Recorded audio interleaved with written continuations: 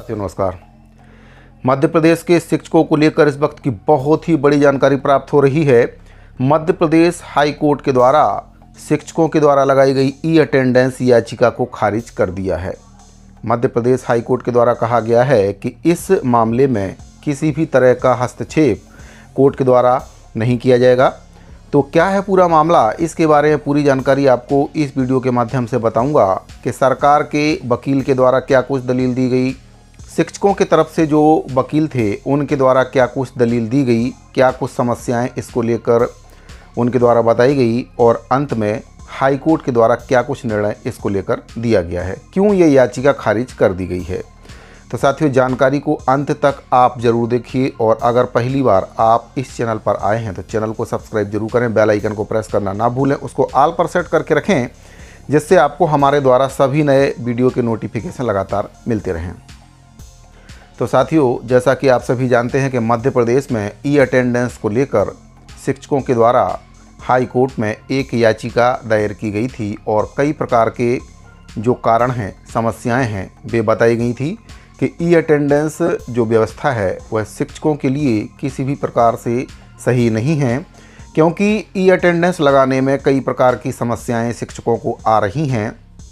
कहीं पर नेटवर्क की समस्या है तो कहीं पर जो शिक्षक हैं उनको और भी कई प्रकार की समस्याएं आ रही हैं, कहीं पर फेस मिलान नहीं हो पा रहा है, मोबाइल में डेटा रिचार्ज करने की भी समस्या है, कई शिक्षकों के पास एंड्रॉयड मोबाइल नहीं है और भी कई प्रकार की समस्याएं हैं जिनको शिक्षकों के द्वारा बताया गया था और इसको लेकर याचिका दायर की गई थी। तो साथियों सभी पक्षों को सुनने के बाद जो हाई कोर्ट है उसके द्वारा याचिका को खारिज कर दिया है। आपको बताना चाहूँगा कि जो ई अटेंडेंस की व्यवस्था है उसके खिलाफ जनहित याचिका को हाई कोर्ट के द्वारा खारिज कर दिया गया है और इस निर्णय के साथ ही अब प्रदेश के सभी सरकारी स्कूलों के शिक्षकों को ई अटेंडेंस प्रणाली के माध्यम से ही अपनी उपस्थिति दर्ज करनी होगी। चीफ जस्टिस संजीव सचदेवा और जस्टिस विनय सराफ की डिवीजन बेंच ने याचिका पर सुनवाई की है और कहा है कि इस मामले में न्यायालय के हस्तक्षेप का कोई भी औचित्य नहीं है। ये याचिका guest teacher coordination committee Ashoknagar के जो अध्यक्ष हैं सुनील कुमार सिंह जी के द्वारा दायर की गई थी। सिंह ने 20 जून 2025 को राज्य सरकार के द्वारा जारी उस आदेश को चुनौती दी थी जिसके तहत 1 जुलाई 2025 से पूरे प्रदेश में शिक्षकों के लिए ई अटेंडेंस अनिवार्य कर दी गई थी। याचिकाकर्ता की ओर से दलील दी गई थी कि ग्रामीण और अंचल क्षेत्र में डिवीजन ढांचा काफ़ी कमज़ोर है जिससे मोबाइल नेटवर्क, इंटरनेट कनेक्टिविटी और गंभीर कठिनाइयां शिक्षकों को झेलनी पड़ रही हैं। इसके अतिरिक्त कई शिक्षक स्मार्टफोन खरीदने में असमर्थ हैं जिससे उनके लिए ई अटेंडेंस दर्ज करना काफ़ी कठिन है और ये व्यवहारिक नहीं है। वहीं पर राज्य सरकार की ओर से जो अधिवक्ता थे नीलेश यादव, उनके द्वारा अपना पक्ष रखते हुए ये तर्क दिया गया कि ई अटेंडेंस प्रणाली पूरी तरह से पारदर्शी है और जवाबदेही बढ़ाने के उद्देश्य से इसको लागू किया गया है और इसे लागू करने में कोई भी कानूनी बाधा फिलहाल अभी नहीं है। हाई कोर्ट ने सभी तर्कों को सुनने के बाद याचिका को खारिज करते हुए सरकार के आदेश को वैध माना है और इस फैसले के बाद अब शिक्षकों को अपनी दैनिक उपस्थिति केवल ई अटेंडेंस पोर्टल ऐप के माध्यम से ही दर्ज करनी होगी। आपको बताना चाहूँगा कि मध्य प्रदेश के शिक्षकों ने हाई कोर्ट में कहा है कि सरकारी ऐप हमारे शिक्षक से अटेंडेंस लगाने में कई प्रकार की दिक्कतें आ रही हैं और कई टीचर्स के पास अच्छा स्मार्टफोन नहीं है।